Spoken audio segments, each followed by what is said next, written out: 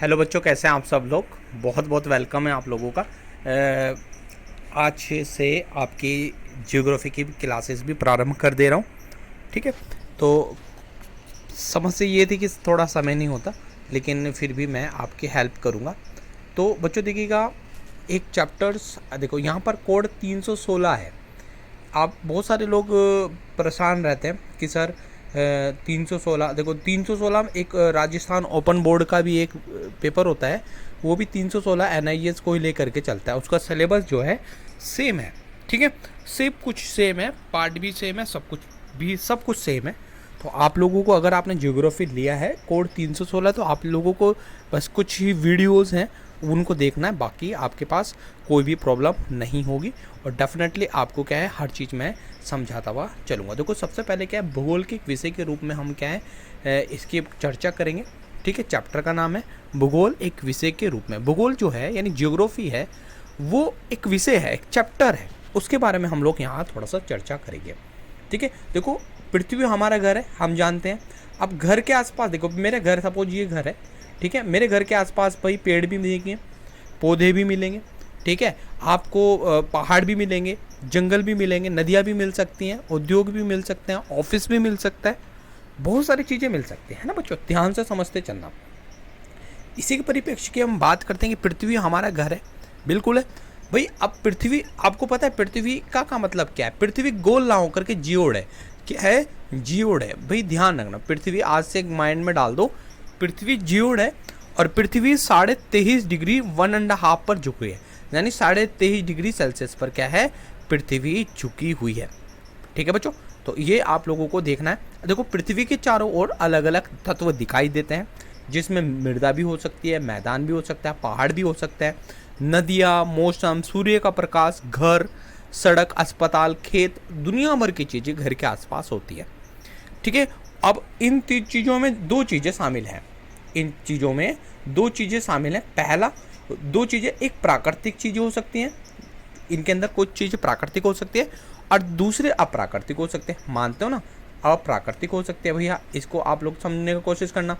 कुछ प्राकृतिक हो सकते हैं, कुछ अप्राकृतिक हो सकते हैं। ठीक है, बस क्लियर है ना। मेरे घर के आसपास समझ दुनिया के समझ चीज़ें हैं, उनमें प्राकृतिक भी हो सकते हैं, अप्राकृतिक। प्राकृतिक चीज़ बताओ, पहला क्या होता है प्राकृतिक चीज़ में? पेड़ पौधे, ठीक है, नदियाँ, मौसम, सूर्य का प्रकाश, घर, सड़क। सड़क नहीं, ठीक है, ये अप्राकृतिक है। ठीक है, मैं ढूंढने के लिए अगर आप बोलूँ, इसमें आप देखो कि मृदा प्राकृतिक है, मैदान प्राकृतिक है, पहाड़ प्राकृतिक है, नदियाँ प्राकृतिक, मौसम प्राकृतिक, सूर्य का प्रकाश प्राकृतिक, घर, सड़क अप्राकृतिक, अस्पताल अप्राकृतिक, खेत प्राकृतिक, पार्क प्राकृतिक, स्कूल अप्राकृतिक, उद्योग अप्राकृतिक, ऑफिस अप्राकृतिक, व्यापारिक संस्थान अप्राकृतिक। ठीक है, ये आप लोगों को पता चल गया। जो मनुष्य ने बनाया उनको अप्राकृतिक कहते हैं या मानवीय तत्व कहते हैं। इन्हीं को हम सांस्कृतिक तत्व भी कहा जाता है, इनको सांस्कृतिक तत्व भी कहते हैं। कौन कौन से अप्राकृतिक तत्व को देखो, मैं आपको कितनी लैंग्वेज दे रहा हूँ। अप्राकृतिक तत्व को मैं, इनको आप क्या क्या कहेंगे? अप्राकृतिक तत्व कहेंगे, लिख लो आप यहाँ पर। ठीक है, अप्राकृतिक तत्व को हम मानवीय तत्व भी बोलते हैं, मानवीय, मनुष्य द्वारा बनाया गया मानवीय तत्व। ठीक है बेटा, फिर इसको हम बोलते हैं या सांस्कृतिक तत्व, सांस्कृतिक तत्व, इनको भाई हम सांस्कृतिक तत्व भी कहते हैं। ठीक है, तो ये आप लोगों को याद हो जाना चाहिए। देखो कुछ प्राकृतिक तत्व होते हैं, मानते हो, और कुछ अप्राकृतिक तत्व होते हैं। ठीक है, कुछ प्राकृतिक तत्व होते हैं और कुछ अप्राकृतिक तत्व है। प्राकृतिक तत्वों में आपको मैंने बता दिया, और अप्राकृतिक तत्वों को भी मैंने बता दिया। ठीक है, यहाँ तक बिल्कुल क्लियर कर लो। अब यहाँ तक समझ में आया? मेरे घर के आसपास लोग भाग रहते हैं, मेरे घर के आसपास कुछ मैदान है, कुछ मनुष्य ने बनाए, कुछ आपके बने बनाए हैं। ऑफिस मनुष्य ने बनाया, नदी बनी बनाई है। यानी जो भगवान ने बना दिया, जो अल्लाह ताला वाहिगुरु ने बना दिया, वो प्राकृतिक है, और जो मनुष्य ने नहीं बनाया, जो मनुष्य ने बनाया वो आसपास है, उसको अप्राकृतिक कहते हैं। अब कुछ वैज्ञानिक आए, अब जो हम ज्योग्राफी पढ़ते हैं, उसको भी तो किसी ने बताया होगा ना, उसको बनाया था। देखो इसको पढ़ने का तरीका समझ लो, इसको बहुत सारे बच्चे नहीं बोलते, एर्टोस्थनीज। ठीक है, ये आया था 1995 और 1994 के मध्य। इनको क्या कहते हैं? भूगोल के पिता कहते हैं। क्या कहते हैं? भूगोल के पिता। अब भाई भूगोल के पिता, मेरे पिता ने मेरा नाम रखा, मेरे पिताजी तो है ना। तो अब आप हम समझ लेंगे कि ज्योग्राफी शब्द किसने दिया, इराटोस्थनीज ने दिया। किसने दिया, इराटोस्थनीज थे। अब ये कौन थे भाई, एक भूगोलविद होंगे, ठीक है। देखो कोरिलेट करना सीखो बच्चों, ये एक भूगोलविद होंगे, मानते हो ना, भूगोल बनाया इसने, भूगोलविद होंगे, मानते हो ना। खगोलविद भी हो सकते हैं, संगीतज्ञ भी थे, ठीक है। अब सबसे पहले जो ये कहाँ के थे, और ग्रीक के थे, ग्रीक फिलोसफर थे ही हमारे, ठीक है।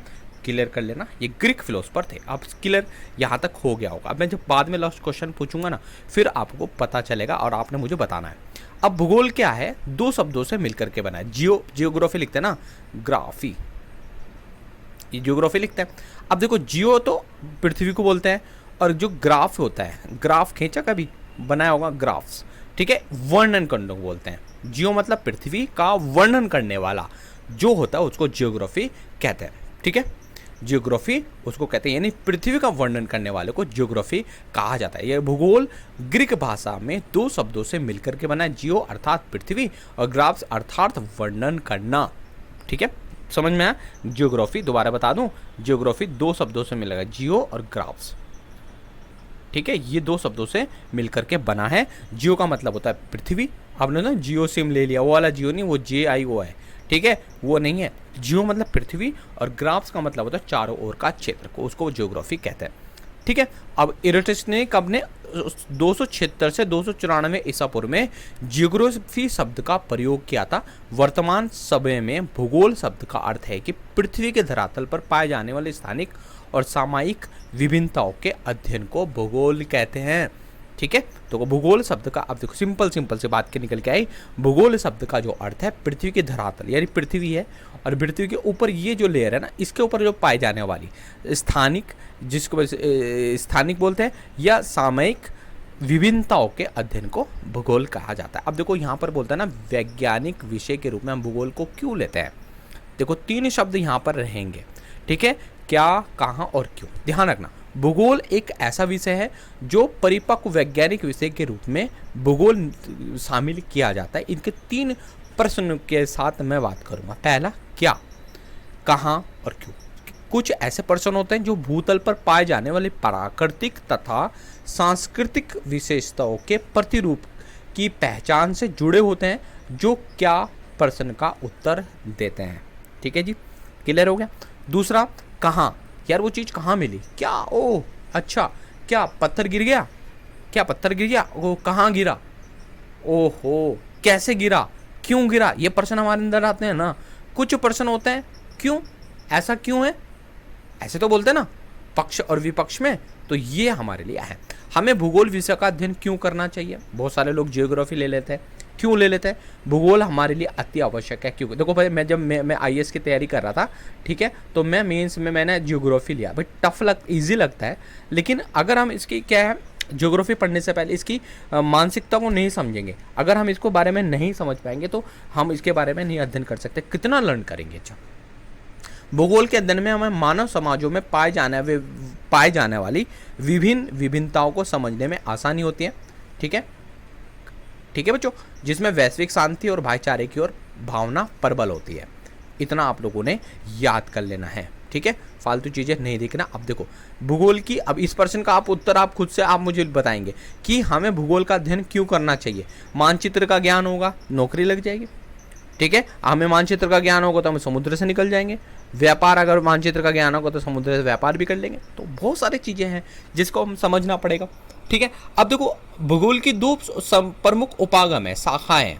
देखो एक तो सिस्टमेटिक ज्योग्राफी होता है जिसको कर्मबद्ध उपागम कहते हैं, ठीक है, और एक होता है प्रादेशिक उपागम, ठीक है। पहले हम कर्मबद्ध उपागम के बारे में थोड़ा सा आपको बताएंगे, ठीक है। पहले यहाँ पर समझ लेना, कर्मबद्ध भूगोल में एक विशिष्ट भौगोलिक तत्व का अध्ययन किया जाता है, ठीक है। कर्मबद्ध भूगोल में एक विशिष्ट भौगोलिक तत्व का अध्ययन किया जाता है। दूसरा, कर्मबद्ध विधि किसी क्षेत्र के समकालित रूप प्रस्तुत करती है। यह विधि राजनीतिक इकाइयों पर आधारित होती है। यह अध्ययन खोज तथ्यों को प्रस्तुत करती है। इस अध्ययन में एक घटक जैसे जलवायु के आधार पर विभिन्न प्रकार के उप प्रकार निश्चित किए जाते हैं, ठीक है। अब हम प्रादेशिक यानी रीजनल ज्योग्राफी के बारे में थोड़ा सा जान लेते हैं। देखिए सारे का सारे इंपॉर्टेंट है आपके पास। प्रादेशिक भूगोल में किसी एक प्रदेश का सभी भौगोलिक तत्वों के संदर्भ में एक इकाई के रूप में अध्ययन किया जाता है। ठीक है, हम सारी इकाई को ना छोड़ करके एक इकाई के रूप में बताते हैं। प्रादेशिक विधि एकाक की रूप प्रदर्शित करती है।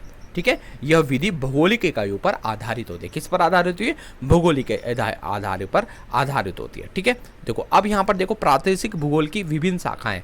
पूछता है कि प्रादेशिक भूगोल की कितनी शाखाएं बताओ। देखो दोस्तों ध्यान रखना, आप एनआईएस में है ना ये क्वेश्चन पढ़ लेंगे तो बहुत है आप लोगों के लिए, मैं समझाते हुए निकल रहा हूँ। प्रादेशिक उपागम पर आधारित प्रादेशिक भूगोल निम्नलिखित शाखाएं प्रस्तुत करता है। पहले प्रादेशिक अध्ययन, प्रादेशिक नियोजन, प्रादेशिक विकास, प्रादेशिक विवेचना। ये आप लोगों को इस टाइप से याद करनी है ना जी। चलो अच्छा, भूगोल की जो मेन ब्रांचेज हैं वो दो हैं। पहला भौतिक भूगोल और दूसरा मानव भूगोल। अच्छा, मानव भूगोल को रेड जेल ने बताया था, ध्यान रखना। अभी भौतिक भूगोल यानी फिजिकल ज्योग्राफी और ये मानव भूगोल यानी ह्यूमन ज्योग्राफी। अभी मैं आपको बताता हूँ भौतिक भूगोल के बारे में, हम थोड़ा सा पढ़ लेते हैं, उसके महत्व को भी हम लोग जान लेंगे। ठीक है, कैसे? भौतिक भूगोल का प्राकृतिक भूगोल से प्रत्यक्ष संबंध है। ठीक है, प्रत्यक्ष का मतलब होता है सामने सामने। भौतिक भूगोल का प्राकृतिक भूगोल से प्रत्यक्ष संबंध है। दूसरा, भौतिक भूगोल की सभी शाखाएं प्राकृतिक भूगोल के अंतर्गत आती हैं। राइट, ठीक है। भूगोल की सभी शाखाएं आर्थिक भूगोल, जनसंख्या भूगोल, अधिवास भूगोल, सामाजिक भूगोल, राजनीतिक भूगोल आदि विषयों से घनिष्ठता से जुड़ी होती हैं, क्योंकि इनमें सभी स्थानीय विशेषताएं जुड़ी हैं। ठीक है दोस्तों, इतना ही याद करो इसमें। अब उसके महत्व के एक दो महत्व देख लो। ठीक है, भूगोल, भौतिक भूगोल में भूमंडल, वायुमंडल, जलमंडल, जैवमंडल, खाद्य मंडल, मिट्टियाँ, ठीक है, पाई जाती हैं। ठीक है, एक बस यही आप लोगों को इसका महत्व दे देना और कुछ इसमें से नहीं देना है। अच्छा, भौतिक भूगोल की प्रमुख शाखाएं कौन सी है? प्रमुख शाखाएं पढ़ लो। ठीक है, भू आकृतिक विज्ञान, जलवायु विज्ञान, जल विज्ञान और मृदा भूगोल।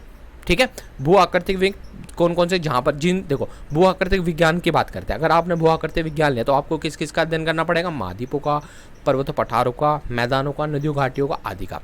जलवायु विज्ञान की बात कर लेते हैं। इनमें क्या है? हमें वर्षा, तापमान, वायुदाब, पवन, आंधी, इसके बारे में पढ़ना है। जल विज्ञान की बात अगर हम करेंगे तो इसमें क्या है? मानव से को संबंध, जैसे नदियाँ, झीलें, हिमालय, जलवाष्प, इस चीज़ का अध्ययन करना पड़ेगा। और अगर हम बात करते हैं मृदा भूगोल की, इसमें क्या है? हमें किन किन का अध्ययन करना पड़ेगा बच्चों? इसमें हमें मृदा के अनेक प्रकारों का अध्ययन करना पड़ेगा, उत्पादकता का अध्ययन करना पड़ेगा। तो ये सब चीज़ें वहाँ पर आपको देखनी है। अच्छा, भौतिक भूगोल का अध्ययन मानव जीवन के लिए महत्व है, एक पढ़ लो, वही आप लोगों ने लिखा भौतिक भूगोल। ठीक है, भूगोल की महत्वपूर्ण शाखा है क्योंकि यह समस्त भूगोल के अध्ययन को ठोस आदान प्रदान करती है। ठीक है जी, ये आप लोगों ने एक यहाँ पर पेपर में लिख करके आना है। ठीक है, फालतू नहीं लिखना। मानव भूगोल के बारे में बात करते हैं। रेड जेल को याद कर लेना। मानव भूगोल को किसने बोलता है? रेड जेल ने। ठीक है, लाल जेल ने। ठीक है, मानव भूगोल भूपृष्ठ पर मानवीय अथवा सांस्कृतिक तत्वों का अध्ययन करता है। घर, गांव, कस्बे, नगर, रेलवे, सड़क, पुल आदि मनुष्य द्वारा बनाए जाते हैं और मानवीय तत्व कहलाते हैं। ठीक है, अच्छा, मानवीय तत्व का मतलब क्या हुआ? सिंपल सी, मानव के उद्धार के लिए जो काम किए जाते हैं, मानव को अच्छा करने के लिए जो काम किए जाते हैं वो मानवीय भूगोल कहलाते हैं। ठीक है, अच्छा, इसकी शाखाएं देखो कितनी है। ठीक है, यानी सांस्कृतिक भूगोल, सामाजिक भूगोल, जनसंख्या भूगोल, नगरीय भूगोल, ग्रामीण भूगोल, आर्थिक भूगोल, कृषि भूगोल, औद्योगिक भूगोल और राजनीतिक भूगोल। ठीक है बेटा, ये आप लोगों ने देखना है। ठीक है, अच्छा जी, यहाँ पर कुछ चीज़ें हैं। ठीक है, व्यापारिक एवं परिवहन भूगोल की बात करते हैं। आगमन पद्धति के बारे में बात करें। आगमन पद्धति यानी कोई पद्धति है, आगमन आ रही है, उसके बारे में बात कर रहे हैं। ठीक है, आगमन पद्धति के अंतर्गत भूगोलवेत्ता तथ्यों का समुच्चय एकत्रित कर लेता है, इनमें पाई जाने वाली समानताओं को छांट लेता है और नियम निर्मित करता है। यह अध्ययन विशेष सामान्य सिद्धांत के आधार पर लेता है। और निगमन पद्धति, इसके अंतर्गत कहे गए आधार पर वाक्य निष्कर्ष निकाले जाते हैं।